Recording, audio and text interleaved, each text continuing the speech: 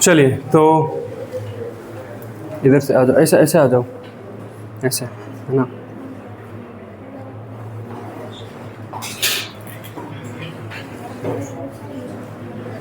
आज हम सीखेंगे लिमिटिंग रिएजेंट के बारे में।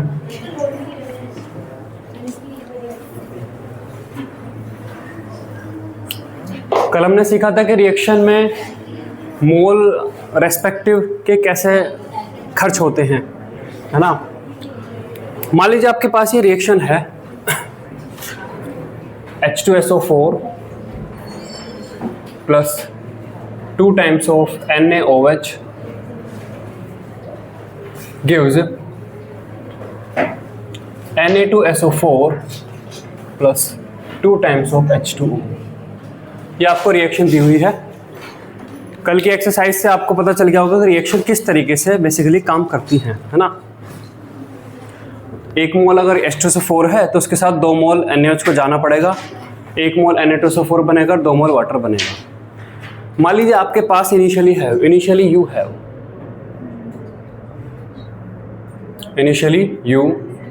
हैव यहां पर आपके पास इसके 10 मोल्स हैं और यहां पर आपके पास इसके 15 मोल्स हैं, है ना। 15 मोल्स हैं या 16 मान लीजिए, 16 मोल्स हैं आपके पास। कितने हैं इसके? 16 मोल्स हैं। और ऑब्वियस है कि शुरू में आपके ये 0 और 0 हैं, ठीक है। अब होता क्या है कि जब भी रिएक्शन होगी तो इस Na2SO4 बनाने के लिए आपको H2SO4 भी लगेगा और NaOH भी लगेगा, दोनों साथ में आते रहने चाहिए, तभी ये रिएक्शन आगे चलेगी, है ना।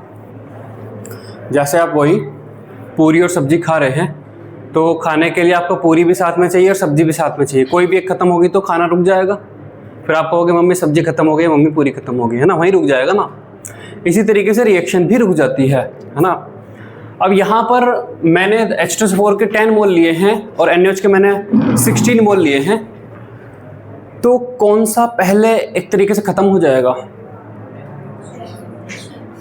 देखिए, हालांकि देखने में तो लग रहा है कि भाई NaOH के मोल तो ज़्यादा हैं तो NaOH ज़्यादा लंबी पारी चलेगा, H2SO4 के मोल कम है तो H2SO4 खत्म हो जाएगा, लेकिन ऐसा होना जरूरी नहीं है।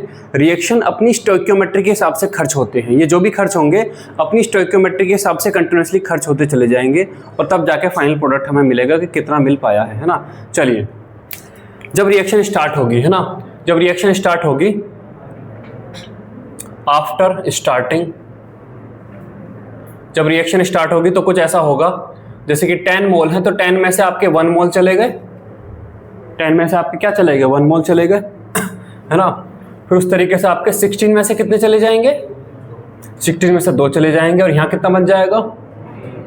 1 बन जाएगा और यहाँ पर आपके 2 बन जाएंगे। बहुत बढ़िया। इसका मतलब आप रिएक्शन को रीड करना सीख रहे हैं, है ना। यही बहुत बड़ा चैलेंज रहता है कि जब मैं यहाँ पर ये 1 करता हूँ तो बहुत सारे बच्चे 1 आंसर देते हैं कि 1 यहाँ से गया तो यहाँ भी 1 से। ये ऐसा नहीं जाते। रिएक्शन हमें बताती है अगर यहाँ पर 1 है तो उसके साथ 2 को जाना पड़ेगा। यहाँ पर अगर मैंने -1 लिखा है तो यहाँ पर -1 जरूरी नहीं है, स्टोइकियोमेट्री के अकॉर्डिंग -2 जाएगा। यहाँ पर अगर 1 है तो यहाँ पर 1 बनेगा, तो 1 गया तो 1 बना। यहाँ पर 1 है तो यहाँ पर 2 बनेगा, 1 गया है तो यहाँ पर 2 बना, ठीक है। चलिए, रिएक्शन और आगे बढ़ेगी। अब थोड़ी देर बाद 10 में से 2 चले गए तो यहाँ से 16 में से क्या हो जाएंगे? आपके 4 हो जाएंगे। यहाँ पर आपके कितने बन जाएंगे? तो यहाँ पर 4। बहुत बढ़िया। 10 में से अब यहाँ पर 3 हो गए, अब यहाँ पर कितने हो जाएंगे? 6 हो जाएंगे। यहाँ पर आपके 3 और यहाँ पर आपके 6 हो जाएंगे। इसी तरीके से 10 में से कितने हो जाएंगे? 4। यहाँ पर आपके कितने हो गए? 16 में से 8, यहाँ पर आपके 4 और यहाँ पर आपके 8। उसी तरीके से करते करते, थोड़ा सा ज़्यादा लंबा हो रहा है, उसी तरीके से करते करते हम एक मोमेंट पे पहुँच जाएंगे जहाँ पर आपके 10 - 9 हो जाएंगे। तो यहाँ पर आपके 16 माइनस कितने हो जाए? सॉरी, एक मिनट कर ही लेते हैं, रुक जाइए। 10 माइनस आपके यहाँ पर 5 हो जाएंगे तो यहाँ पर 16 माइनस क्या हो जाएंगे? 10 हो जाएंगे। यहाँ पर आपके 5 और यहाँ पर आपके 10 हो जाएंगे। यहाँ पर आपके 10 - 6 हो जाएंगे तो यहाँ पर 16 - 12, यहाँ पर आपके 6 और यहाँ पर आपके 12 हो जाएंगे।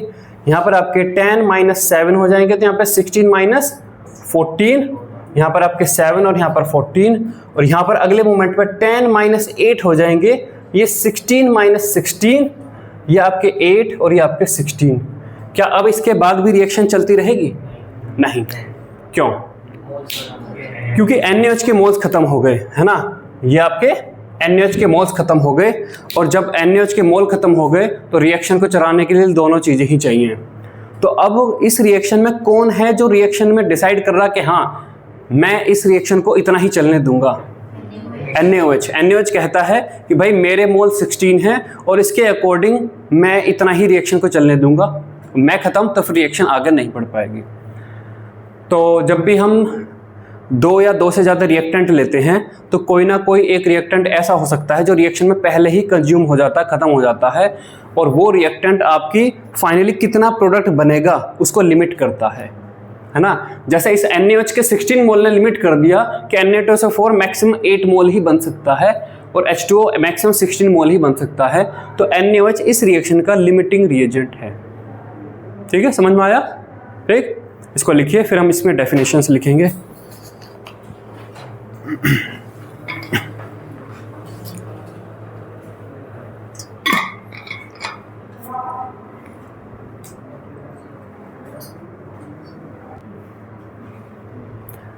लिखिए, डेफिनेशन लिखेंगे लिमिटिंग रिएजेंट की।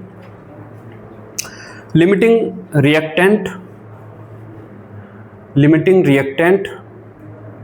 ब्रैकेट में लिखिए और रिएजेंट, लिमिटिंग रिएक्टेंट बोल सकते हैं या ऐसे limiting reagent is the reactant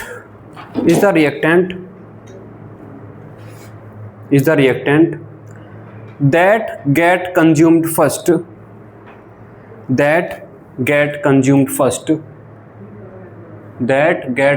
first in a chemical reaction and therefore limits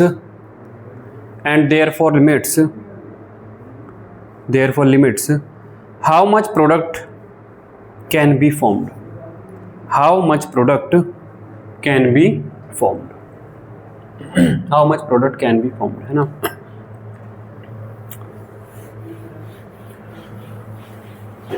अब हम आगे चलेंगे कि हम कैसे पता करेंगे कि कौन सा रिएक्शन में कौन लिमिटिंग रिएजेंट है ना। एक केमिकल रिएक्शन अगर आपको दी है तो हमें कैसे पता चलता है कि इनमें कौन सा लिमिटिंग रिएजेंट है, किसके अकॉर्डिंग कौन पहले कंज्यूम हो जाएगा। तो अभी रियल रिएक्शन पे चलने की बजाय मैं पहले एक जनरल लाइफ के एग्जाम्पल पे चलूँगा और वहाँ से मैं समझाने की कोशिश करूँगा। मान लीजिए कार बनाने का जो एक फॉर्मूला है वो ये कहता है कि एक कार बनाने के लिए आपका एक इंजन लगता है। हर कार में एक इंजन तो होता है ही है, उसमें 2 हेडलाइट लगती हैं और साथ में आपका 4 व्हील लगते हैं और तब जाके आपकी एक कार बनती है ना।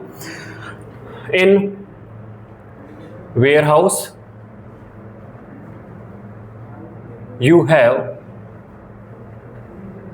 कार जब बनती है किसी फैक्ट्री में तो अलग अलग जगह पे वेयरहाउस में कहीं पे इंजन रखा है, कहीं पे व्हील रखे हैं, ऐसा रखा रहता है। सब सामान मिक्स करके थोड़ा ना रखेंगे, फिर मिलेगा कैसे, है ना। वेयरहाउस में मान लो आपके पास रखे हैं, आपके पास किसी टाइम पे 5 तो इंजन अवेलेबल हैं, 12 हेडलाइट रखी हुई हैं और 16 आपके पास व्हील रखे हुए हैं, है ना। वेयरहाउस में ये इन्फॉर्मेशन आपको पता चलती है कि भाई इतने इतने रखे हुए हैं। तो क्या आप मुझे बता सकते हैं कि आप मैक्सिमम कितनी कार बना सकते हैं? और ध्यान रखिएगा, कार जब दे रहे हैं तो आपको 4 पहिया लगा कर देने होंगे, ऐसा तो है नहीं कि 3 पहिया लगा के, है ना, 4। ये मैं ही जानना चाहूंगा कि आपने कैसे पता किया है। आप 1-1 के अकॉर्डिंग सबके एक एक को चेक किया होगा आपने चेक किया होगा कि अच्छा मेरे पास 5 इंजन है तो क्या मैं 5 कार बना सकता हूं। फिर आपने देखा होगा 5 इंजन है तो 5 कार बनाने के लिए मुझे 5 इंजन लगेंगे, ठीक है 5 इंजन है। 5 दूनी 10 हेडलाइट लगेंगी, क्या मेरे पास 10 हेडलाइट हैं? हाँ मेरे पास तो 12 हैं। और मुझे 5 चौक 20, मुझे 20 व्हील चाहिए। फिर आपकी गाड़ी अटक गई कि नहीं 5 तो नहीं बन रहे क्योंकि व्हील तो के इतने हैं नहीं। फिर आपने क्या किया होगा, कम किया होगा, 5 को 4 किया होगा। फिर आपने देखा कि 4 कार अगर बनाने तो 4 इंजन हैं, हाँ मेरे पास तो 5 है। 4 दूनी 8, आपके पास हेडलाइट हैं, हाँ मेरे पास हैं।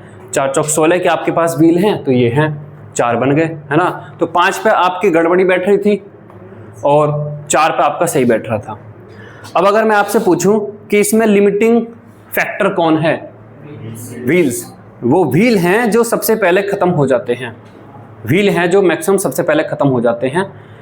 चलिए, तो ये थोड़ा एग्जाम्पल मैंने आसान दिया था, आप इसे प्रेडिक्ट कर सकते थे। अगले एग्जाम्पल का अगर आप सही आंसर दे पाते हैं तो मैं मानूंगा कि आपने वाकई में सीख पा रहे हैं बहुत तेजी से, फिर अदरवाइज फिर मैं सिखाऊंगा, है ना। चलिए, इसका तो आंसर कितना आया, इसका आंसर आया 4 कार। चलिए एक और एग्जाम्पल लेते हैं, ये भी रियल लाइफ एग्जाम्पल ही है।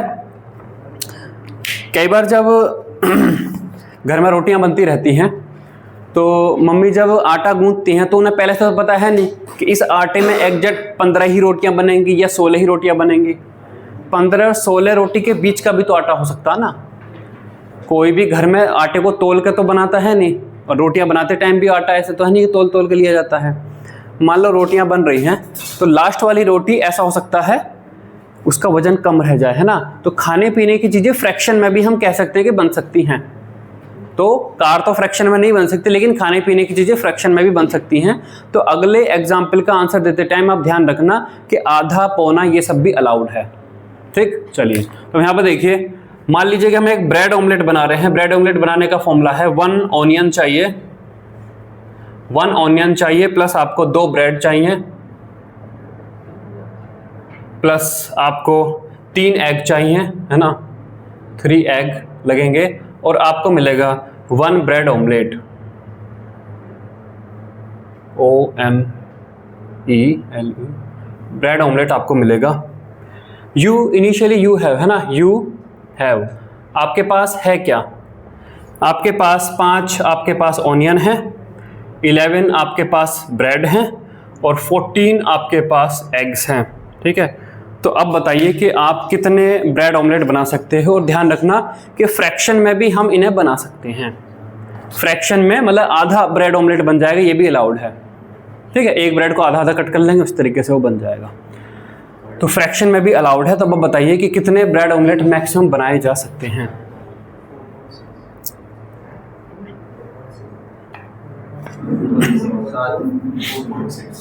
फोर 4.6, ठीक है। अभी देखते हैं, बताइए बाकी।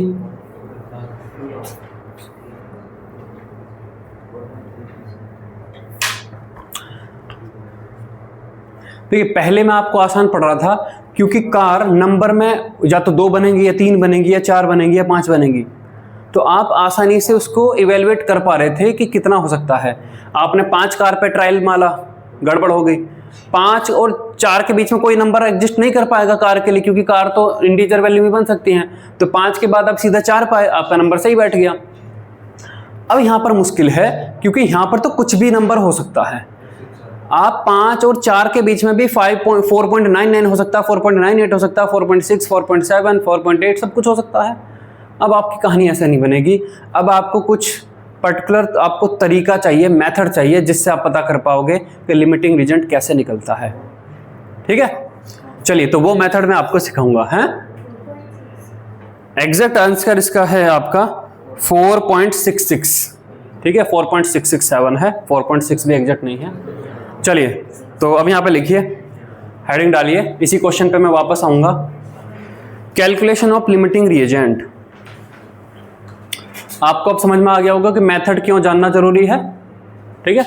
तो पहले क्यूरियोसिटी होनी चाहिए कि मेथड क्यों जानना है, बिना मेथड के क्या काम नहीं चल रहा, नहीं चल रहा, मेथड जानना जरूरी है। तो हेडिंग डालिए, calculation of limiting reagent, calculation of limiting reagent. 2-3 steps हैं, वे अगर आप फॉलो करेंगे तो किसी भी रिएक्शन का लिमिटिंग रिएजेंट आप बता सकते हैं। तो पहला पॉइंट लिखिए, मान लीजिए ये रिएक्शन आपको दी हुई है ना, H2 प्लस आपका O2 गिव्स H2O। ये सिंपल रिएक्शन हमने ली है। पहले ही रिएक्शन लिखिए, है ना। अब लिखिए स्टेप 1। स्टेप 1 में वो कहता है कि if reaction is not balanced then balance the reaction.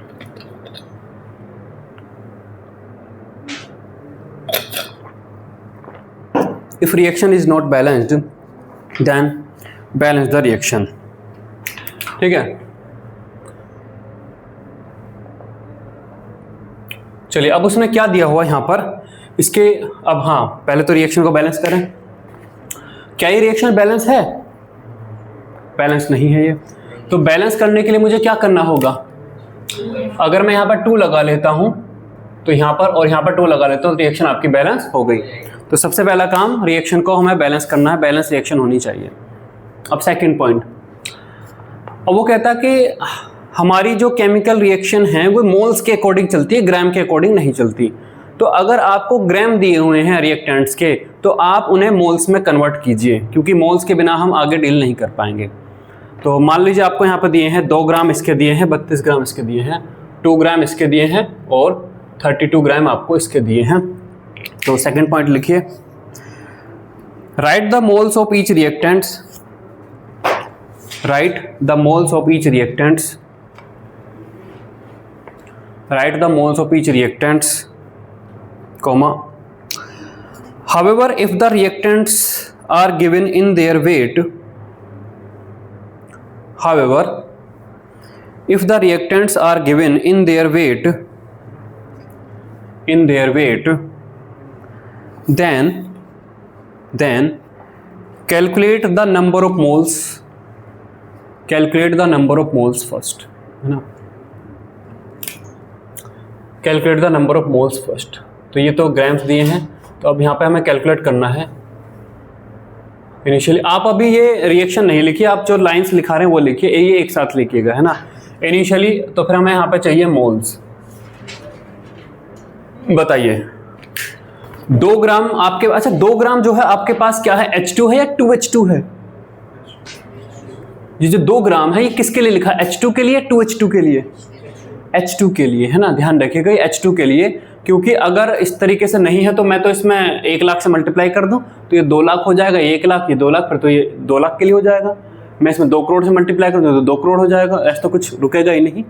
तो ये जो भी ग्राम मोल होते हैं वे यहाँ पे जो चीज़ लिखी है ना केमिस्ट्री वाली चीज़, उसके लिए, मैथ वाली चीज़ के लिए नहीं, ठीक है। तो बताइए अगर आपके पास 2 ग्राम H2 है तो कितने मोल H2 है? 2 डिवाइड बाय आप क्या करेंगे, H2 का मोलिकुलर वेट, है ना। H2 का मोलिकुलर वेट कितना है? हाइड्रोजन का एटॉमिक वेट 1 होता है, 2 हाइड्रोजन है तो 2 हो जाएगा, मोल हो जाएंगे आपके पास 1, तो आपके पास मोल है 1 मोल, है ना। उसी तरीके से बताइए 32 ग्राम में O2 के मोल कितने हो जाएंगे? 1 हो जाएंगे, बहुत बढ़िया, 1 मोल आपके पास हो जाएंगे, ठीक। आप ये एक साथ लिखिएगा, अभी पहले जो स्टेटमेंट लिखा रहा हूँ वो लिखिए, है ना। अब स्टेप 3, स्टेप 3, तीसरे स्टेप में आपको क्या करना है, divide given moles of each reactant, divide given moles of each reactant, divide given moles of each reactant by their respective stoichiometric coefficient, by their respective stoichiometric coefficient, by their respective stoichiometric coefficient, stoichiometric coefficient। तो यहाँ पर 2 है और यहाँ पर आपका क्या है, ये 1 है। चलिए तो अब यहाँ पर देखिए, यहाँ पे एक लाइन खींचेंगे इस तरीके से, वो आप जब लिखेंगे तब खींचिएगा। यहाँ पे हमारा है calculation of L dot R dot, है ना। LR का मतलब लिमिटिंग रिएजेंट। तो वो कहता है कि जो भी आपको मोल्स दिए हैं आप मोल लिख लीजिए, मोल हमने लिख लिए, और इनको डिवाइड करना है इन्हीं के रेस्पेक्टिव स्टोइकियोमेट्रिक कोएफिशिएंट से। ये मोल हैं H2 के और H2 का स्टोइकियोमेट्रिक कोएफिशिएंट क्या है, 2 है, तो इसको डिवाइड करिए 2 से। यहाँ पर 1 किसके मोल हैं, O2 के, और A2 का स्टोइकियोमेट्रिक कोएफिशिएंट कितना है, 1 है, ये हमने लिख लिया। अब ये जो हमने डिवाइड किए हैं इससे अब कुछ आंसर आपको मिलेगा, क्या मिला आपको 0.5 और क्या मिला आपको 1 मिला, ठीक है, ये आपको करना होगा, ठीक। आप लिखिएगा बाद में, पहले आप नेक्स्ट लाइन में लिखिए, यहाँ पे नेक्स्ट पॉइंट लिखिए,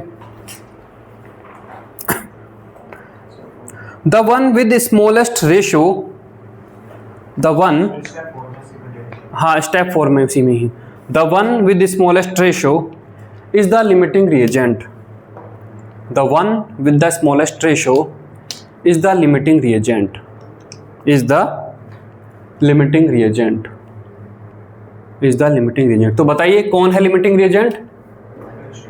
H2। तो H2 के ऊपर हम लिख लेंगे L डॉट R डॉट, ये है आपकी रिएक्शन का लिमिटिंग रिएजेंट। ठीक, अब नेक्स्ट पॉइंट में लिखिए, limiting reagent will decide, limiting reagent will decide, limiting reagent will decide, हाँ स्टेप 5 है, limiting reagent will decide that how much amount और moles of product will be formed. Limiting reagent will decide that how much amount और moles of the product will be formed. वो बताएगा हमें कि कितने मोल या कितनी अमाउंट उसकी बनेगी। तो जब यहाँ पे देखिए फाइनली जो लिमिटिंग रिएजेंट होता है उसको रिएक्शन में पूरा खत्म हो जाना होता है, तभी तो वो लिमिटिंग रिएजेंट है। वो खर्च होते होते जीरो हो जाता है, जैसे कि खर्च होते होते NaOH जीरो हो गया था। तो मुझे क्या करना होगा? H2 को जीरो करना होगा। अगर मुझे H2 को जीरो करना है तो 1 में से मैं क्या सब्सट्रैक्ट करूं? 1। तो अब ये जीरो हो गया है ना, ये आपका हो गया जीरो। अब यहां से 1 में से कितना सब्सट्रैक्ट होगा बताइए? अगर ये 2 है तो 2 के साथ कितना जाता है? 1। अगर ये 1 गया है तो यहाँ पे कितना जाएगा? 0.5। कल हमने क्लास में यही सीखा था। अगर आपको थोड़ी समस्या हो रही है तो आप कल वाले पे वापस फिर सोच सकते हैं ना। तो ये अगर ये 1 गया है तो इसको कितना जाना होगा? 0.5 जाना होगा। तो इसको जाना होगा 0.5। अब ये कितना बनेगा? जब भी कौन कितना जाएगा, कौन कितना बनेगा, तो आप तुरंत यहां से हटके यहां आ जाइए कि 2 है तो 2 से बनता है 2। अब यहाँ पे 1 है तो 1 से बनेगा 1, है ना, 1। तो फाइनली आपके पास ये तो खत्म हो चुका है, फिनिश, ये फिनिश्ड हो गया। ये आपका 0.5 मोल रिमेनिंग है और ये आपका 1 मोल फॉर्म्ड हो गया। ये आपका 1 मोल फॉर्म्ड हो गया। ठीक है, अब ये लिखिए पूरा। और ये लिखने के बाद अब आप मुझे बता सकते हैं कि भाई, या फिर हाँ सुनिए, इस ऐसा भी आप कर सकते हैं। यहाँ पर कुछ चीज़ें और, इसको ऐसे की बजाय आप अब ये भी कर सकते हैं कि आपको पता है कि सारी कहानी H2 के अकॉर्डिंग है और वो फाइनली प्रोडक्ट के बारे में बस पूछता है। तो अब यहाँ पर देखिए, 1 मिनट हो रहा है यहाँ पर देखिए, अब आपको पता चल गया लिमिटिंग रिएजेंट इज H2। ठीक है, तो नाउ देखिए 2 मोल H2 फॉर्म, इस रिएक्शन को मैं पढ़ रहा हूं, 2 मोल H2 फॉर्म 2 मोल H2O। सो आपके पास है कितना? 1 मोल। सो 1 मोल H2 will form unitary method 2 divide by 2 into 1, that means 1 mole H2। ठीक है, अब इसे लिखिए। और वो जो ब्रेड ऑमलेट वाला क्वेश्चन था, अब आप सब लोग उसे कर सकते हैं। ठीक है, ब्रेड ऑमलेट वाले क्वेश्चन पे आएंगे और फिर हम अपनी इस बुकलेट से क्वेश्चन